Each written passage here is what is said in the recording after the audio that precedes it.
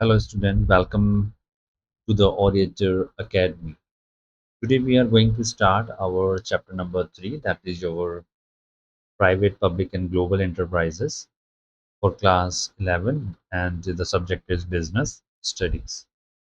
Before starting particular chapter, let me help you to understand why this chapter is important to understand, important to study, because this chapter will help you to understand different types of enterprises, whether they are private, public, and globally working, and how they are handled through the particular government or a private sectors or like a MNCs. So everywhere you understand your enterprises are working in a very systematically. Once you handle the private sectors, they are privately handled by the private companies. Once you understand about the public enterprises, which are purely handled by the government, and once you understand by global enterprises, which are particularly having a headquarter in a one countries and having a different branches across the globe. So one by one, we will discuss each and every element of this particular chapter. And first of all, we will understand its introduction part. Business activities in India are carried out by the organization with a different ownership structure. Some enterprises are owned by the private individuals, some are established and managed by the government, and while others conduct business across the several countries. For instance, a local retail shops may be privately owned, whereas a service such as the rail transport or railway departments are operated by the government.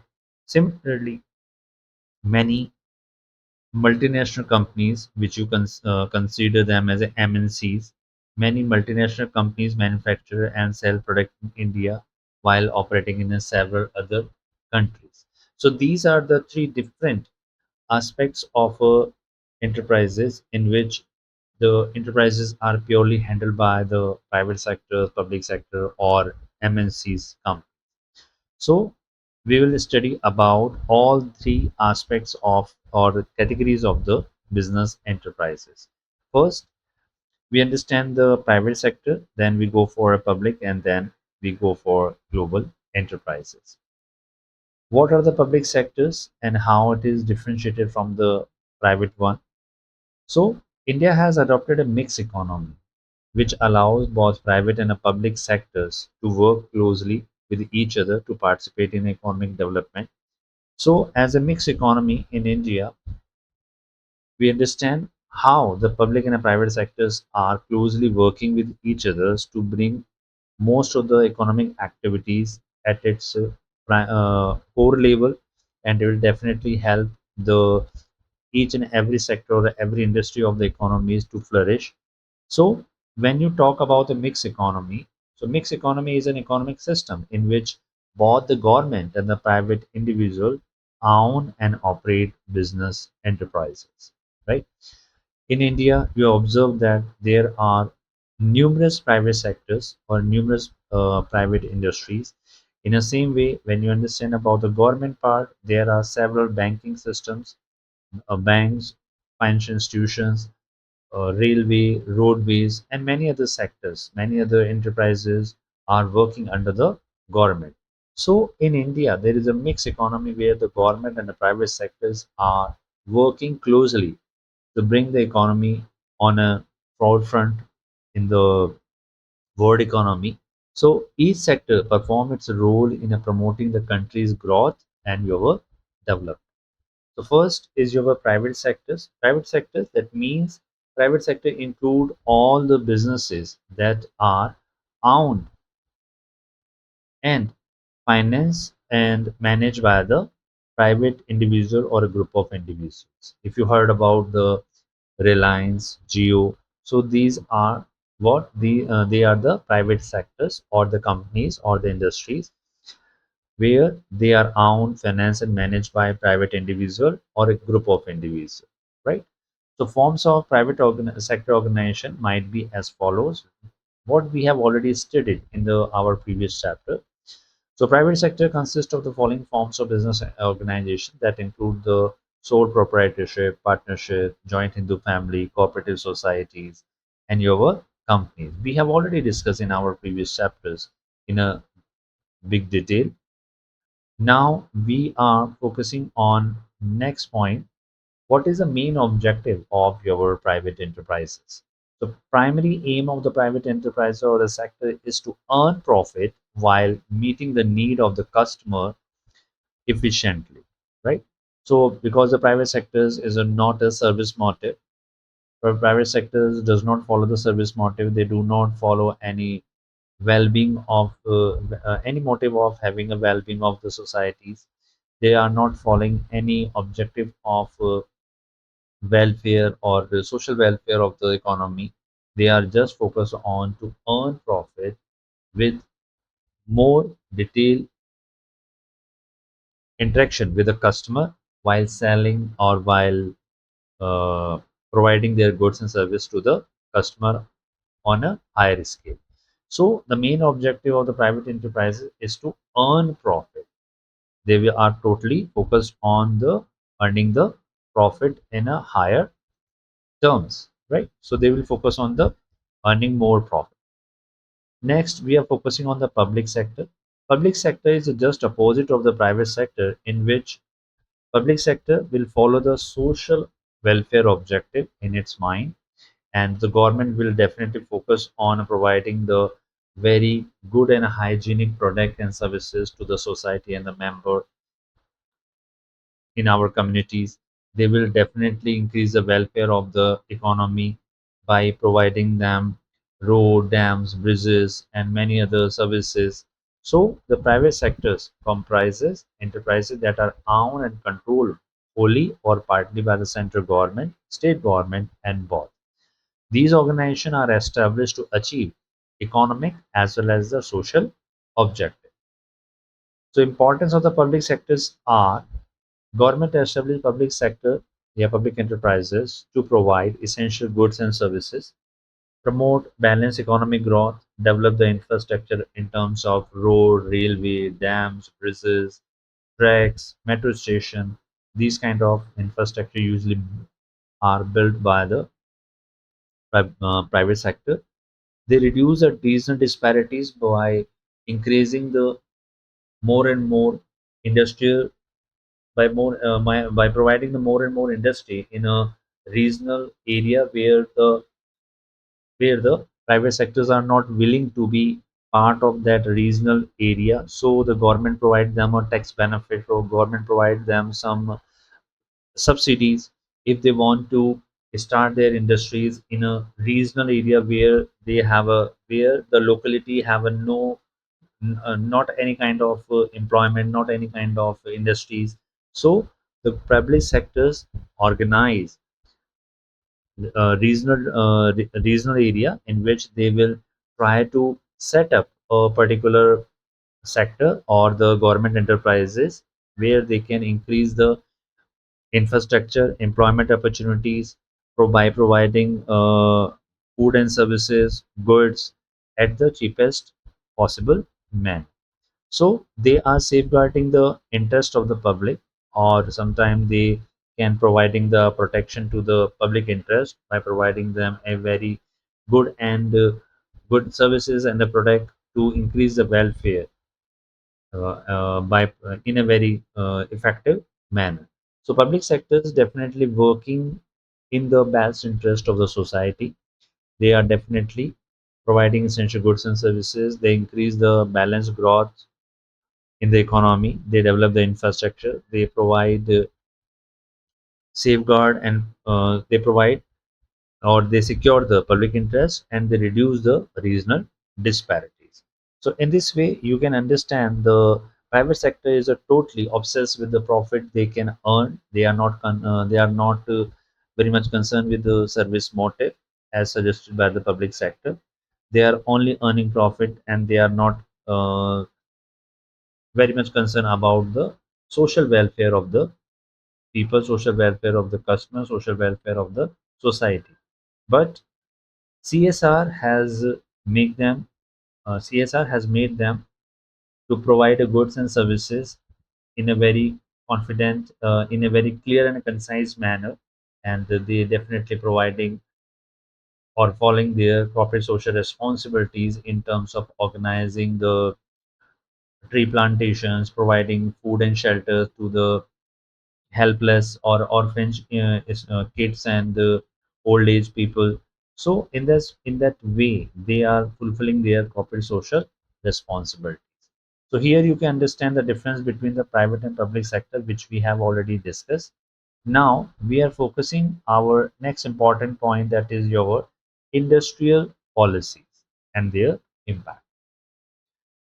In the government sector, the government has introduced different industrial policies from time to time to define the respective role of the private and the public sector.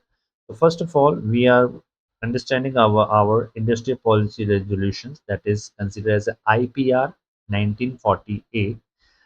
1948 is very much clear about identify the responsibilities of the private and the public sector, because India is a mixed economy and the public and the private sectors both play a crucial role in uplifting the economic development, in increasing the economic development, providing more employment opportunities in the economy.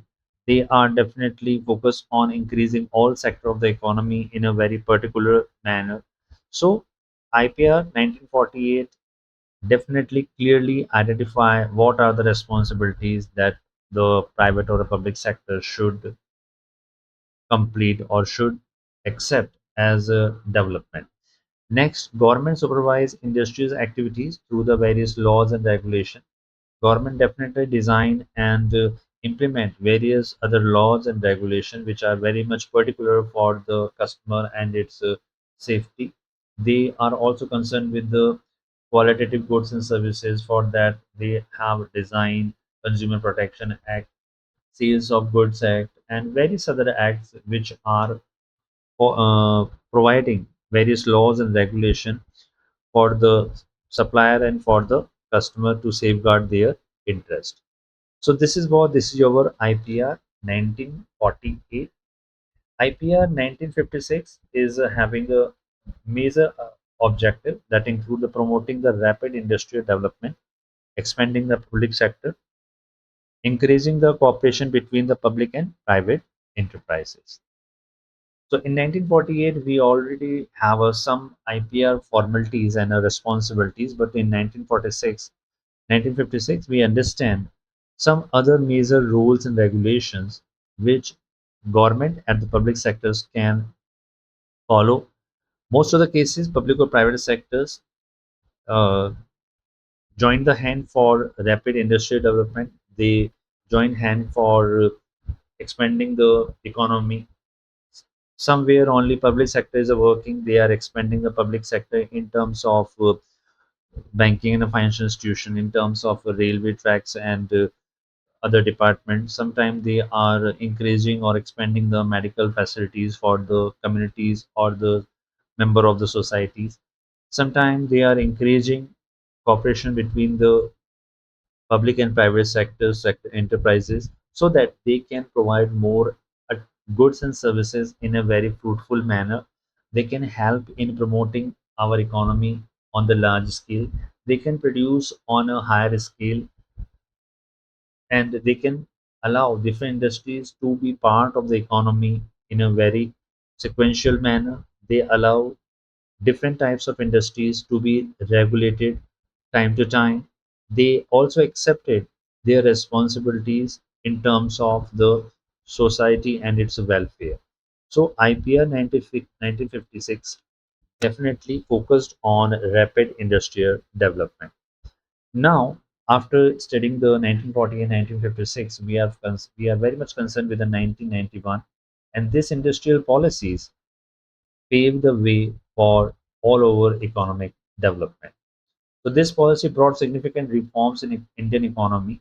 Major challenges included liberalize of the economy, private expansion of the private sectors, and reduction in the government participation through the disinvestment, permission for a foreign direct investment, and entry and growth of the multinational corporation.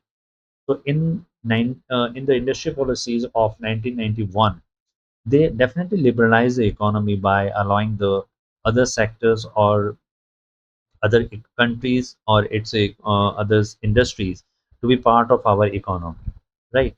They open their hands for the other industries and allow the other countries to make investment in your India, and they definitely expand the role of the private sector. They allow the private sector to come forward and invest in the economy so that new and allied sectors can be developed further. And this will allow the government and the private sectors to scale up the operation, scale up the production, and the various other activities. Apart from this, it will allow the reduction in the government participation through disinvestment. Sometimes the government are investing in the old and sick units in terms of production unit, in terms of sales unit, but sometimes government sold them or disinvest their money from that particular public enterprises and they hand over to the private sectors. So sometimes the government play a very important role in disinvesting in the various enterprises in which they are not able to earn profit, and they are definitely handing over to the private sectors which are capable of doing their business through that particular enterprises. Definitely the government, definitely the private sector has to invest in these types of sick units in a huge amount, but private sector definitely work for their own benefit. So in that case, recently you have seen that major examples when the government disinvest in the public sector enterprises and hand it over to the public sector. So they are definitely withdrawing their hands from the old and sick unit, and they are handing to them to the public sector who are very much specialized in running and managing the operation of these private sector efficiently. Rest of the cases, private sectors are able to manage the operation of these sick and old units. Sometimes they change their name, sometimes they invest capital in these old and sick unit in a huge amount and make them more profitable, which are not which are not usually earning profit when they are under the government or its particular department enterprises. But during the time when they are handed over to the private sector, private sectors are capable of managing their operation efficiently and effectively. They are reducing the cost and they have turned them into a profitable one. So in that situation, IPR have played a very significant role. Now, the government have permitted the other countries to make a direct investment in your economy, and it will allow entry and growth of the multinational corporation in your economy when you understand role of MNCs increases in 1991 and onwards till 2000 and 2010. Most of the MNCs, multinational companies, have entered in your countries, and they have contributed significant growth in your economy. So in that way, your economy has flourished, your economy has liberalized, globalized, and privatized with the help of industrial policies 1991. So today, the Indian economy functions with the participation of the public sector enterprises, private sector enterprises, and global enterprises. Next, we are understanding the forms of organizing the public sector enterprises. Here you will understand what are the public sector enterprises and how they function. So we studies different enterprises and how they are functioning in our economy. So enterprises requires an appropriate organization structure to perform their function efficiently. Every form of the business enterprises is designed according to the nature of activities, degree of government control, and operational requirement. So, public sector enterprises generally possess three common characteristics. First is public ownership. Government own these type of public enterprises. Government provide funds to these type of public enterprises, and overall accountability lies with the government to manage and to run the operation of these type of public enterprises. So three common characteristics lies with the public sectors, and they are totally owned, they are totally funded, and they are totally accountable for their functions. Now, what are the forms of public sector enterprises? Public enterprises are organized in the following three forms. First is department undertaking, second is statutory corporations, and third one is your government companies. Right. First, we are going to study about department undertakings. Department undertakings, for example, you have heard about here. I have mentioned the examples like the Indian Railway and Department of Post, which have been closed now. So these are what? These are the department undertaking represent the oldest form of public sector enterprises.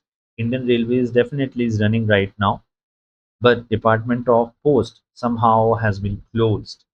Okay, so these organizations function as an integral part of the government ministry. They do not enjoy independent legal status and operate directly under the ministerial supervision. So Indian Railway and the Department of Post are definitely run and undertake by the government, and they totally funded, they totally accountable, and they totally managed by the Ministry of Government. So definitely department undertakings are very much focused and very much controlled by the government of India. And what are its features? Entire financial support is provided through the government budget. All the department activities of the department undertakings are managed by the government budget, and the government provide a huge budget for these kind of department undertakings like Indian Railway and Department of Post. Income generated by the enterprises is deposited into the government treasury.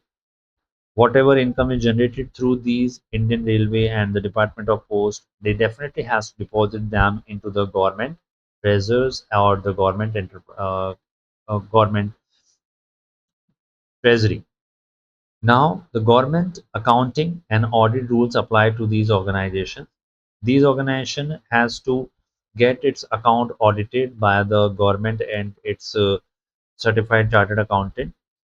Employees are treated as the government servants and follow the government service rule. Senior administrative positions are generally held by the civil servants. The concerned ministry exercise direct administrative control on these particular department undertakings. And finally, the enterprises remain accountable to the ministry and ultimately to the parliament. Right. So these are what? These are the major departments which are totally run, accountable, and funded and managed by the Government of India and its different ministry and cabinets. Next, we are studying what are the merits of these type of enterprises, which are department undertaking. It ensure effective control by the parliament. Second, it maintain a high level of public accountability. Its revenue earned becomes government income, whatever revenue is generated by these kind of enterprises need to deposit it into government account or government treasury. Appropriate for activities involving the national security or public interest. All those activities, all those enterprises who are definitely providing a safety and security to the nations and to the general public, these activities are definitely run through the department undertakings. Next, it allows close government supervisions over important services. Some of the important departments that are totally under the control of the government, they are totally supervised, and their activities, their operation are totally handled by the government purely, and no private sectors can involve and can take part in their operation. So these are the merit of the government enterprises or the department undertakings. Next, we understand about its limitation. What are the limitations of the government undertakings or say department undertakings? Administrative procedures reduce the operational flexibilities. Decision making becomes slow because the multiple approvals are required, and business opportunities may be lost due to the procedural delay.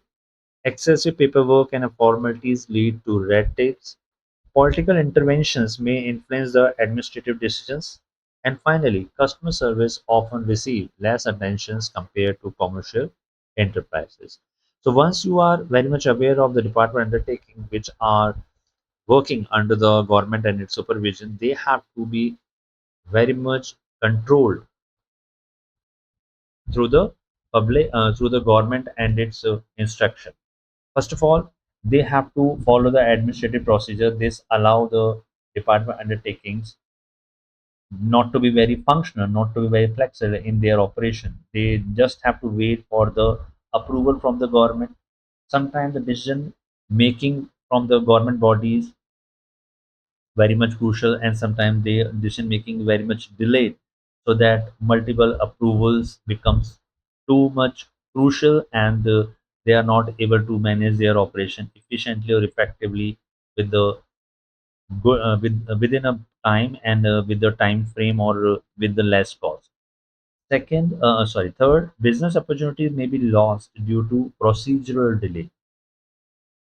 Definitely, government enterprises have a more opportunities when they deal with the other countries, but most of the business opportunities lost or may become uh, out of the order, or they are not able to manage their business opportunities because they have to follow the lots of procedure from higher hierarchy, from higher authority to lower authority, and everywhere they have to abide by the laws and regulations. Definitely, these are the fundamental problems that does not allow any government enterprises to manage its operation on its own. So business opportunities definitely lost once they have to follow the procedural delay. Excessive paperwork and formalities lead to red tape. In these type of department undertakings, most of the cases, paperwork and formalities does not allow the government enterprises to function effectively. They all are under control of the government. They all are controlled by the particular ministry.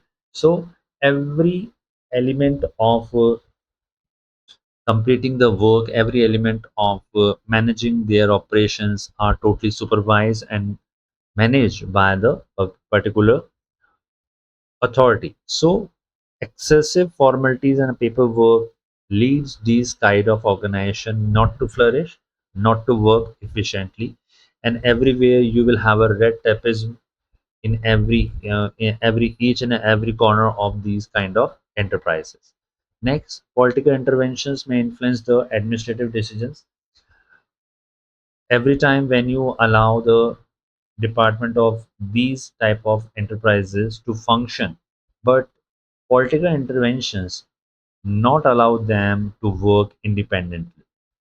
Every time, every moment of the department, every action and every decisions, it has to be controlled to a particular cabinet minister, or a particular through a particular department or its secretary. So every time they are totally supervised, they are totally intervened once they have to do their work. And last, customer service often receive less attention compared to the commercial enterprises. Customer service often have to face more problem, and they pay and the government pay less attention to these customer service provider in comparison to the commercial enterprises. So customer service often receive less attention compared to commercial enterprises. So in that case, government totally not able to manage manage its operation, manage its activities in a very in very minute, and in a very fruitful manner. So these limitations definitely create a problem for the department undertakings. Next, we are focusing on statutory cooperation.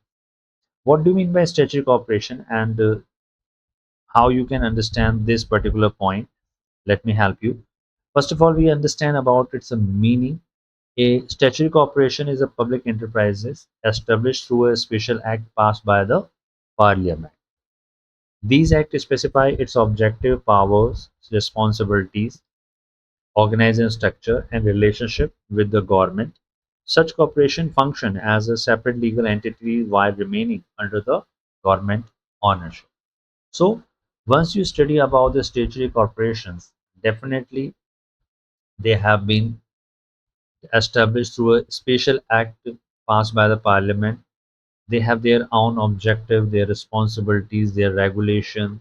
They have their own power, organizational structure, and the relationship with the government. But government does not intervene in the administration or in the management of these kind of enterprises.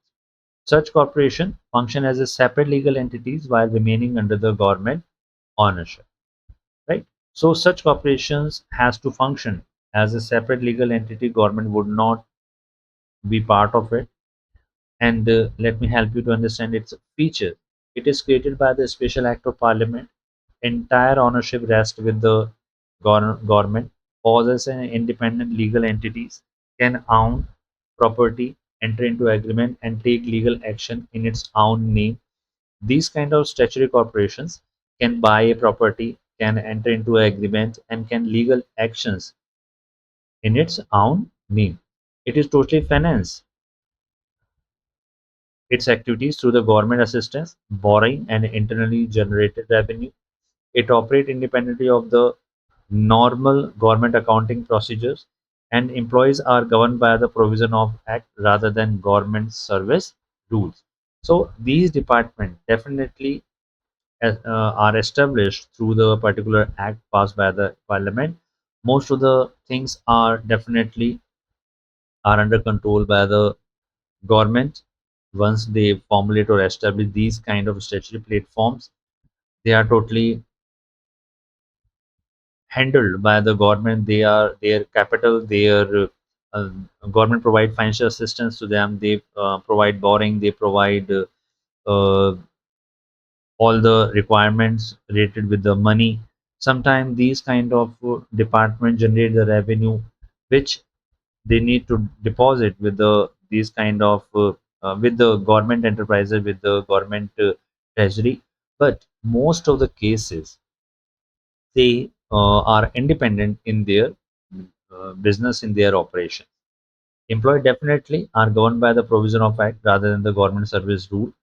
So these kind of statutory corporations are financed by the government, but most of the cases they have to handle all their operation independently without having any control or having intervention by the government.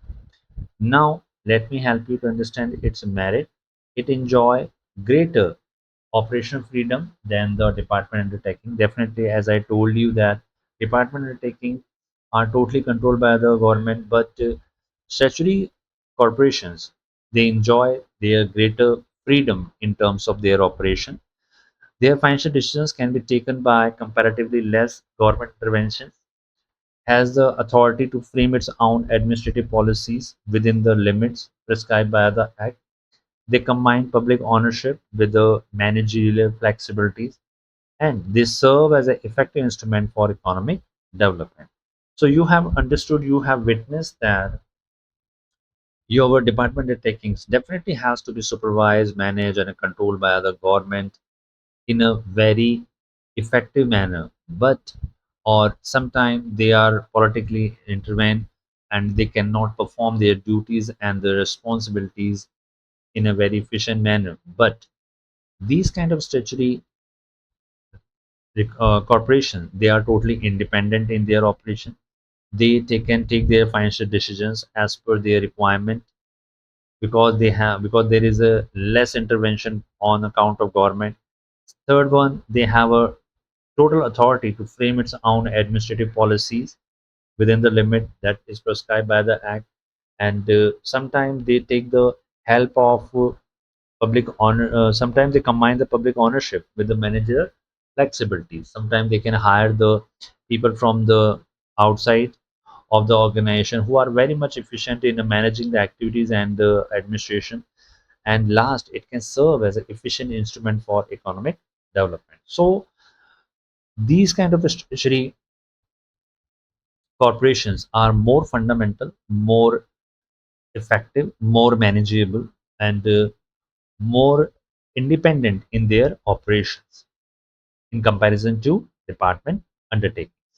Now, we are going to understand what are the limitation of these kind of statutory corporations. First, it completely have autonomy. Complete autonomy is difficult because the government intervention may continue in the important matters. Definitely, government would not intervene, but in some of the important cases, in some of the important matters, the government definitely intervene, right? So they do not have a pure autonomy in its operation. Political influence may affect major decisions. Definitely, political influence is affecting its a major decision. No doubt, they are independent in their operation, but once they have to take a very important decision regarding its operation and its management and its flexibilities, government or public influences make them effective, make them very delayed in their decisions. Public dealings may sometimes lead to administrative irregularities. Government appointed advisor may restrict the independent functioning. Important decision may still be delayed because of the government involved. So once you are dealing with the statutory corporation, so these kind of limitations you definitely face. So on a third point, public dealings may sometimes lead to administrative irregularities. Here again, it is just like a department undertakings. So here the government will not allow this particular statutory corporation to function independently or effectively, and they will definitely lead to administrative irregularities. Most of the administrative and decisions are taken by the statutory corporation, but they are totally approved or disapproved by the government. Next, government appoint advisor may restrict independent functioning. Government approved advisor will not let these kind of statutory corporation function independently. They try to bring its operation under the control of the government. They not allowing these kind of statutory corporation to function on its own. They try to pursue these kind of statutory corporation and its related activities under the government control. And last, the important decision may still be delayed because of the government involvement.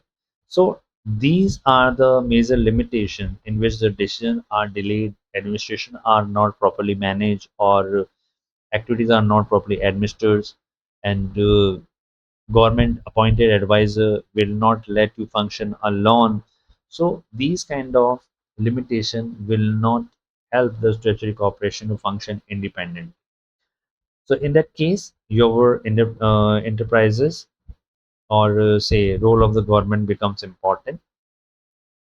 Now let's further move to our next important point, that is government companies. After studying the development undertakings or department undertakings or statutory corporation, we are moving with the government companies. A government company is a company incorporated under the Company Act 2030, which is a recent act, and it is a company in which at least 51% of the paid up capital is owned by the central government, state government, and jointly by both. This definition also includes subsidiary company of such government companies.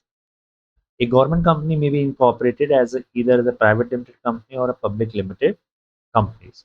So once you study about the government company is a totally owned by the not totally owned by the government, because they just have to invest 51% in the capital, and the paid up capital is the share capital. So definitely, if you are having 51% out of 100%, so the control lies in the hands of the central government, control lies in the hands of the state government, and they both jointly controlling that particular company. So when the government companies may be incorporate, they either be private limited or public limited. So when you once you understand the 51% paid up capital and the rest of the 49% paid up capitals to be paid by the some private companies or any other companies, and they join hand with the public or the government to run a particular venture, to run a particular company, so they form a government company. So government companies are totally owned by or controlled by the central government or the state government and jointly by both. Now we understand its feature. Government company is formed under the provision of Company Act 2030. It possesses a separate legal entity distinct from the government. It can own assets and enter into contract in its own name.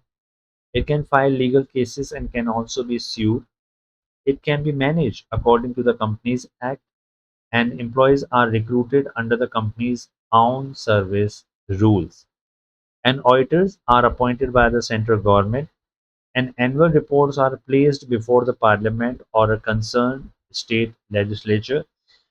Financial resources are raised through the government investment and the private shareholders and the capital market. So these are the features which are very much particular and very much similar to the department undertaking, because everything is somehow playing the role of or all the features are playing the role just like department undertakings, but government definitely having a control on these kind of companies. They have a separate legal entity. They can purchase the assets and enter into contract. They can file the cases. They can manage the its administration as per the act. Employees are recruited by the company's own service rule.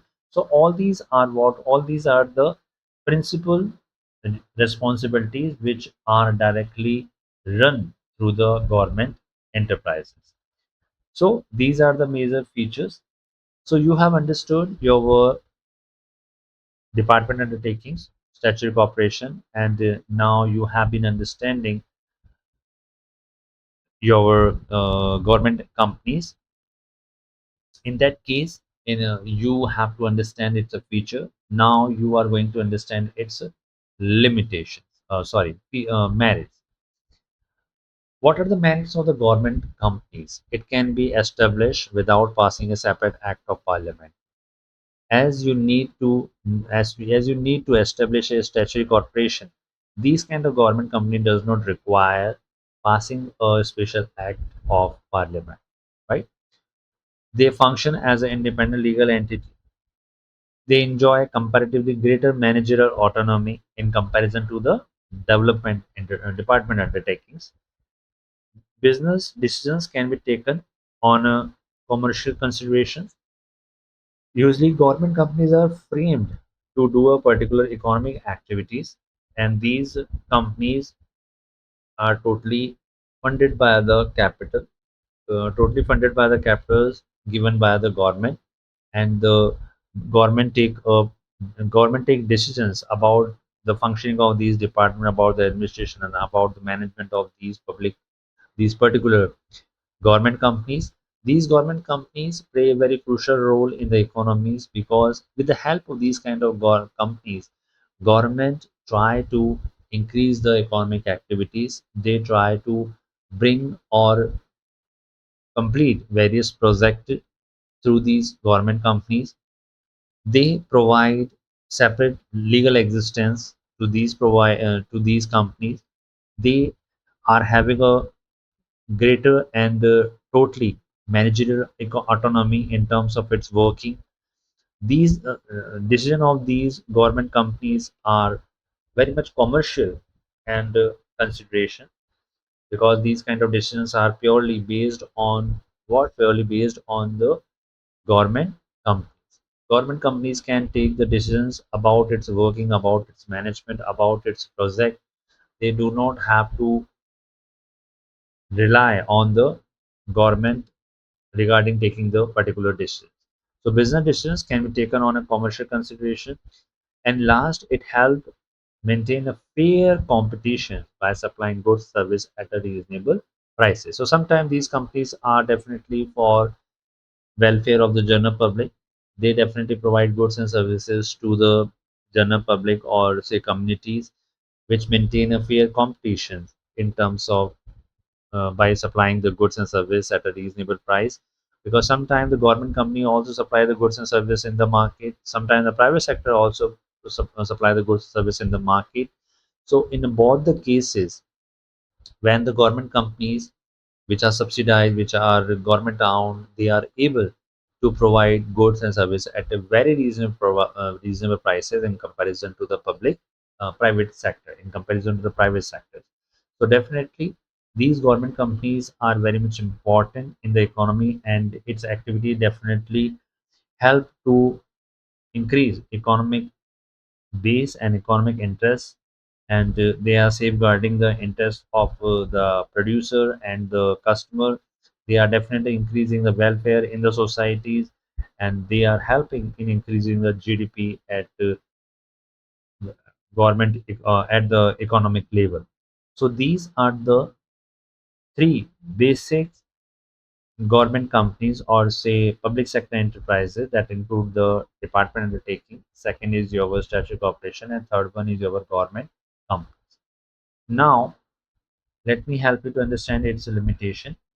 Where the government is the sole shareholder, several provisions of the Company Act becomes less meaningful, right?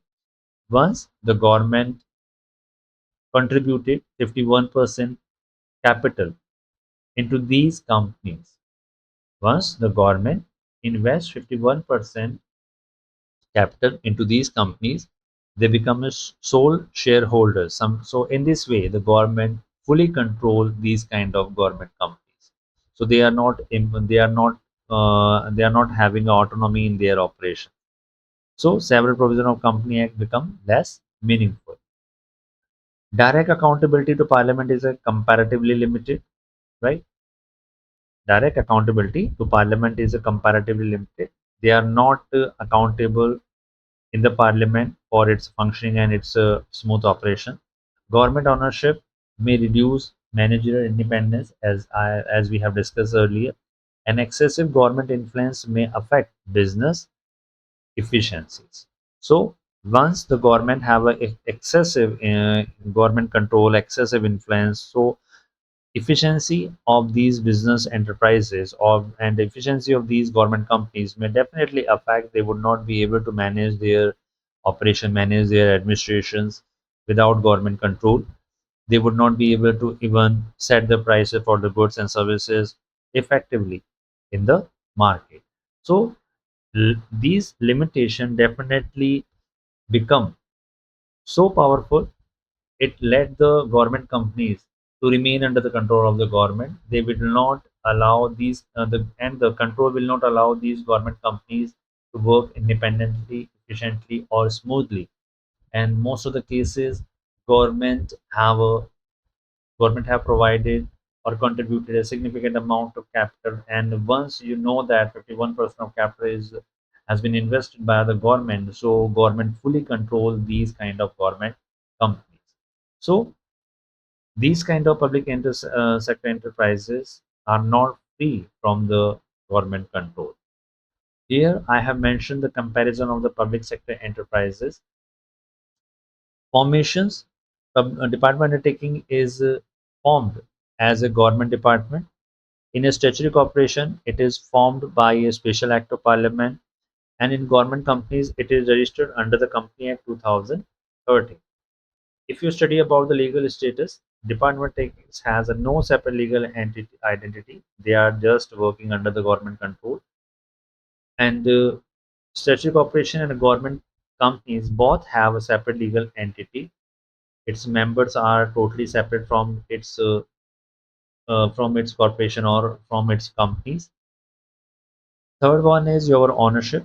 It is totally department undertakings or a statutory corporation. It totally have ownership of the government, have ownership of the government once again. And government companies have a minimum 1% government ownership, and rest of the cases they are owned by the private sector enterprises. Employees are the government servant in the case of department undertakings. Government statutory corporation in employees are governed by the act, and government companies again it's governed by the company's rules. Next, administrative control. Department undertakings are direct under control of ministry. Statutory corporations operate under the provision of the act, and government companies are totally managed under the companies act. Finally, if you are having a financial audit. All the department undertakings have to follow the procedure of the government audit. Government employees as a chartered accountant, they have to do the audit about these about the activities of the department undertakings.